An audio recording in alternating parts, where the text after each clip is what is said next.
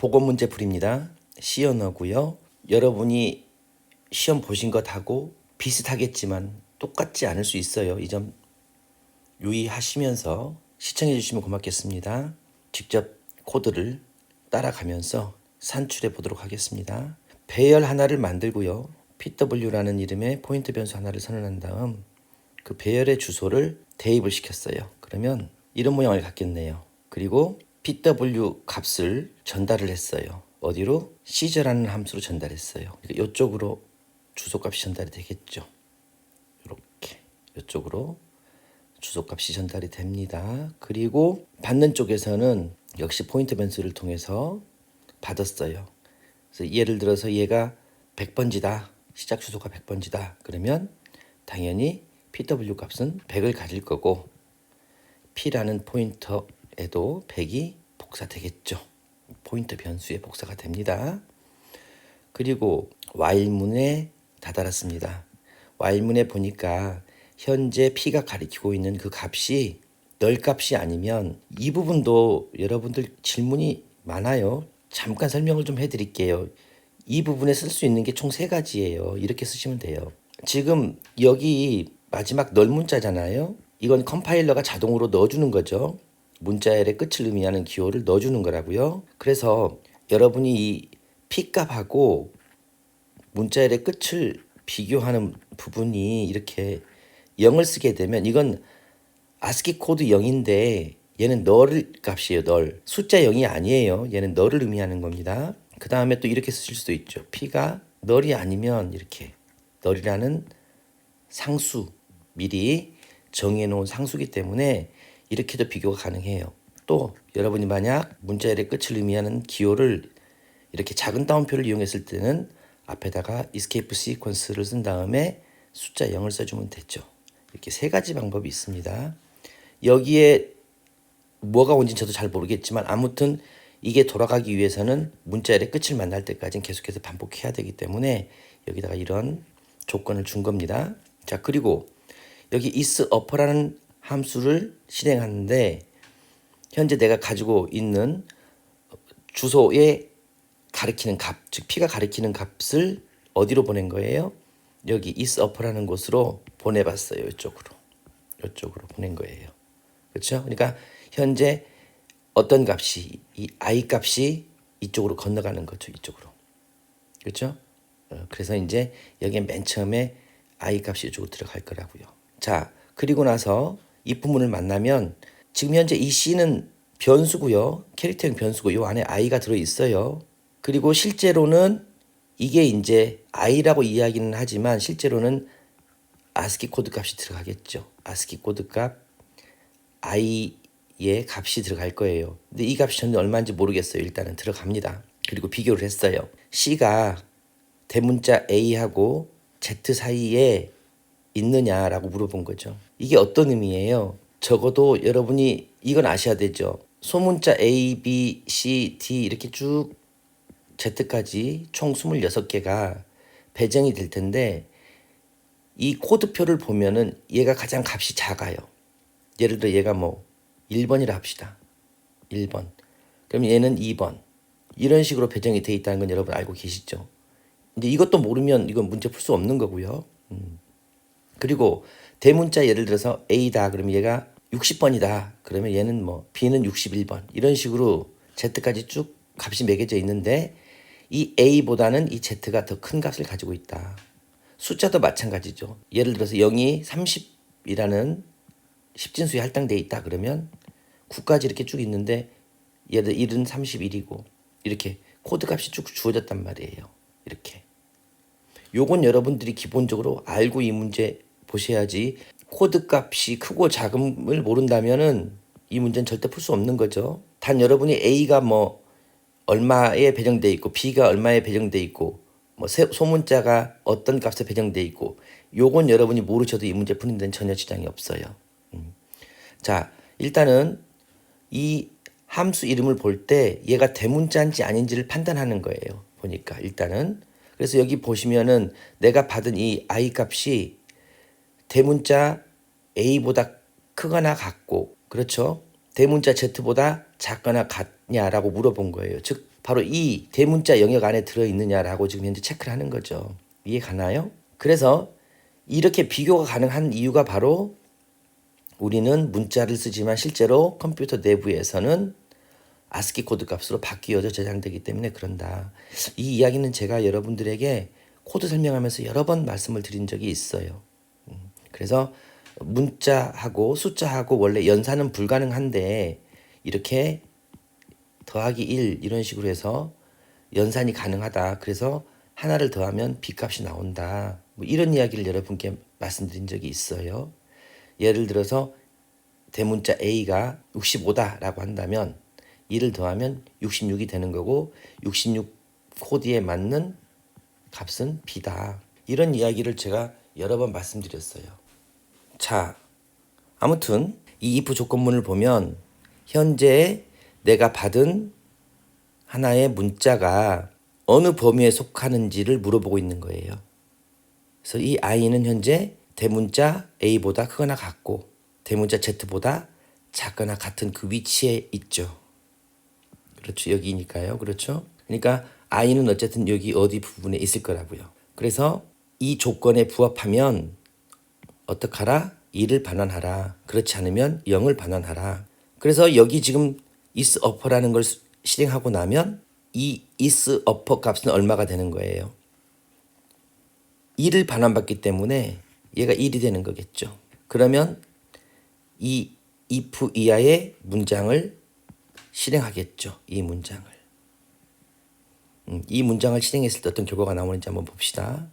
일단 여기 지금 %C는 뭐 아직 신경 쓸 게 없고요. 얘는 아스키 코드에 맞는 문자로 출력하라 뭐 그런 뜻이니까요. 여기 부분을 먼저 유심히 보십시다. 자, 현재 내가 가진 i 값에서 a를 빼라고 했어요. 그러면 이 i는 지금 a가 기본 출발점이잖아요. 얘가 출발 지점이잖아요. 내가 출발 지점이고 얘가 출발 지점이고 얘가 현재 내 위치거든요. 내 위치에서 출발 지점에 있는 값을 빼게 되면 이 a와 내가 i가 떨어진 거리가 나오잖아요. 그렇죠? 예를 들어 봅시다. a가 아까처럼 60이라고 가정합시다. 원래는 아스키 코드에서는 60이 아니죠. 그렇지만 이제 이렇게 가정해요. 그러면 이렇게 있다고 하면 얘가 61, 62, 63, 64, 65, 66, 67, 68이잖아요. 알파벳 순서는 모르면 못 풀어요. 그래서 얘가 지금 68에서 60을 빼니까 A하고 나하고 떨어져 있는 상대적 거리가 나오는 거잖아요. 8이 나올 거 아니에요. 8이 이렇게. 그렇죠? 그래서 거기서 현재 5를 더하라고 했어요. 그러면 얘가 지금 현재 13이 되겠죠. 그렇죠? 그리고 나서 여기 26으로 나눈 나머지라고 얘기를 했는데 일단 여기서는 26으로 나눈다 하더라도 그대로 13이 남죠. 몫이 0이니까 나머지가 13이죠. 그리고 나서 다시 또 A를 더하라고 했어요. 그러니까 무슨 뜻이에요? 결국은 얘가 A로부터 몇 칸 떨어진 거리에 있는 알파벳을 구하라. 13칸 떨어진 거리에 있는 알파벳을 구하라. 그런 뜻이 되는 거잖아요. 이해 가나요? 그러면 얘가 8칸이니까 J, K, L, M, N, O. 자, 얘가 여기서부터 A서부터 13칸 떨어진 거 하나, 둘, 셋, 넷, 다섯, 여섯, 일곱, 여덟, 아홉, 열, 열하나, 열둘, 열셋. N이네요. N. 대문자 N이겠네요. 네. 그래서 얘는 결과가 뭐가 나와요? 대문자 N이 나오는 거죠. 그래서 인수하라고 했으니까 일단 N이 출력되겠죠. 이해 갑니까? 자, 그리고 얘 이제 출력하고 나서 그 다음 문장을 보니까 is lower로 가라고 했어요. 그 값을 가지고 그대로. 그러니까 이 I 값을 다시 가지고 요리를 건너가 보는 거예요. 근데 얘는 지금 소문자인지 물어보는 거잖아요. 그렇죠? 그러니까 여기에는 해당이 안 되겠죠. 그래서 여기 오는 값 자체가 리턴 0이 오게 되는 거고 이 if 이하의 문장은 실행이 아예 안 되는 거겠죠. 그 다음에 is num 하고 또 그 값을 가지고 가봤어요. 여기다 또 i를 값을 가지고 갔어요. 그랬더니 안에 포함이 되느냐라고 또 물어봤어요. 이 포함 안 되죠. 숫자 아니잖아요. 그래서 역시 얘도 리턴 0을 반환받게 될 거고 리턴 0을 받으면 얘는 거짓이 되기 때문에 if 이하의 문장을 실행하지 않죠. 자, 그 다음 또 is upper로 갔어요. 얘는 뭐냐면 여기로부터 이제 또 한번 값을 넘겨서 이 값이 결과가 뭐냐라고 물어봤어요. 얘는 지금 현재 얼마예요? 얘를 수행하고 나면 얘는 1이 되겠죠. 근데 is lower는 아까처럼 0이 나오고 is number도 역시 0이 나올 거고 이 세 값이 전부 다 0이 될 때만 5하니까 얘가 5하니까 전부 다 0이 될 때만 얘가 0이 될 거라고요. 하나라도 1이 나오면 이 이하의 문장은 실행이 안 되는 거죠. 지금 is upper를 수행할 때도 0이 나와야 되고 is lower를 실행하고 난 결과값도 0이 나와야 되고 is number를 실행한 결과값도 0을 받아야만이 세 개를 5화했으니까 하나라도 1이 되면 결과값이 1이 되는 거잖아요. 5화의 원칙이 그렇잖아요. 그래서 얘하고 0하고 같냐라고 물어본 거죠. 얘는 지금 같은가? 라고 물어봤어요. 그러니까 1, 0, 0이면 얘는 현재 결과값이 1이 되는 거고 1은 0하고 같지 않기 때문에 프린트 F 이하의 문장이 실행이 안 됐죠. 그래서 여기서 하나가 끝났어요. 자, 이번에는 P 뿔뿔했으니까 이제 P 값이 하나가 증가됐어요. 그러니까 P가 이제 아까는 100이었다가 이제 뭐 101 이렇게 되면 이제 얘는 T를 가리키게 되겠죠. 이렇게. 그럼 이제 얘를 가지고 또 이제 여기서 그렇죠? 아직 while문이 안 끝났어요. 또 진행합니다. 이제는 뭐 아까 한번 해봤으니까 함수를 실행한 뒤에 리턴 값만 가지고 설명을 할게요. 자, T가 들어왔어요. 여기에 T가 이번에는. 그리고 역시 is upper 하고 이 T 값을 일로 보내봤어요. 그랬더니 돌아오는 결과가 지금 얘는 여기에 해당이 안 되잖아요. 그러니까 얘는 어떻게 돼요? 얘는 0이 되죠. 0. 얘는 0. 결과가 0이 된단 말이에요. 얘는. 그래서 이 이하의 문장을 실행하지 않죠. 그렇죠? 그 다음에 두 번째 is lower에 다시 또 t 값을 보내봤어요. 여기다가. 그랬더니 이번에는 얘는 이 사이에 포함돼 해서 return 1을 받았어요. 그러니까 얘가 이제 이번에는 1이 되는 거죠. 그러니까 if 이하의 문장이 실행이 되는 거고 자 이것도 봅시다. 현재 내가 t예요. t라는 값에서 a를 뺐다는 이야기는 a에서부터 t까지 떨어진 거리란 말이에요. 거리가 나오는 거예요. 그럼 어떻게 돼요? 여기다 계속 적어봅시다. P, Q, R, S, T, U. 자, 얘는 소문자예요. 전 지금 대문자로 적고 있는데 얘는 소문자예요. 뭐 상관없어요. 소문자든 대문자든 떨어진 거리가 중요한 거니까요. 그래서 여기서부터 세보면 자 t까지의 거리예요. 하나, 둘, 셋, 넷, 다섯, 여섯, 일곱, 여덟, 아홉, 열, 열하나, 열둘, 열세, 열네, 열다섯, 열여섯, 열일곱, 열여덟, 열아홉. 19칸이 떨어져 있어요. A로부터 19칸이. 그렇게 했죠? 뺐으니까 지금 내 T에서 A를 뺐다는 것은 결국은 이게 어쨌든 19, 19라는 값이 나오고 여기다 다시 10을 더했어요. 그러면 29가 나오겠죠. 그렇죠? 29가 나왔어요. 29가 나왔는데 얘를 26으로 나눈 나머지를 구하라고 했으니까 얘가 얼마가 돼요? 그러면 결과값이 3이 되겠죠. 3. 그렇죠? 3이면 결국은 처음 출발한 지점에서 그렇죠? 하나, 둘, 셋 떨어진 거리가 되는 거예요. 무슨 얘기인지 아시겠어요? 그러니까 지금 여기 26으로 나눈다는 의미는 이렇게 여러분 생각하시면 돼요. A부터 순서대로 둥그런 고무 링이라고 생각하세요. 이 링에 A부터 Z까지 쭉 적었어요. 그래서 마지막 A의 이쪽이 바로 Z가 이어져 있는 이런 형태로 여러분 생각하시면 돼요. 맞죠? 그래서 아까 여러분들 생각해 보십시다. 여기서부터 A부터 쭉 어디까지? T까지 이 떨어진 거리가 19였어요. 19. 그렇죠? 여기다가 10을 더하니까 어떻게 됐어요? 여기서부터 10칸을 가는 거예요. 그러면 여기서부터 10칸을 가게 되면 봅시다. T에서부터 10칸을 하나, 둘, 셋, 넷, 다섯, 여섯, 일곱, 여덟, 아홉, 열. 여기 T가 나겠네요. 10칸을 가게 되면 여기까지 가는 거예요. T까지. 이렇게. 그렇죠? 근데 이거 지금 끝이 이어졌어요. 여기하고 여기하고 이어져 있어서 이런 얘기를 하는 거예요. 이렇게. 그래서 지금 그렇게 구하기 위해서 여기를 26으로 나눠준 거란 말이에요. 나누어서 나머지를 구한다는 이야기는 지금 여기 끝이 연결된 것과 똑같은 효과를 갖는 거죠.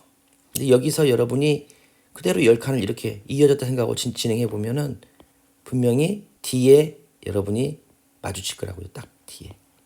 근데 여기다 이제 A를 더한 이유는 뭐냐면 아스키 코드 값을 더하기 위해서죠. A라는 출발점에서 지금 나머지 3을 더해라. 이런 의미가 되는 거죠. 지금 이게 3이니까.